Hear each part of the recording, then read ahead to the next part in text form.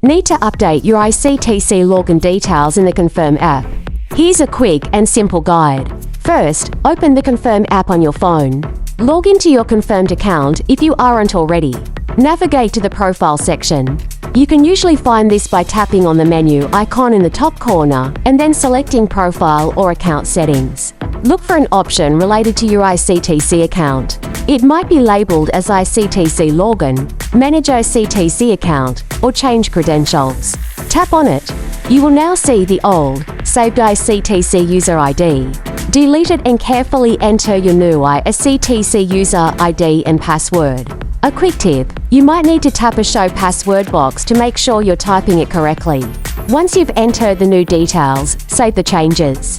You may need to log out of the app and log back in for the new credentials to take full effect. And that's it. Your Confirm app is now successfully linked to your new IRCTC user ID. Happy and easy booking!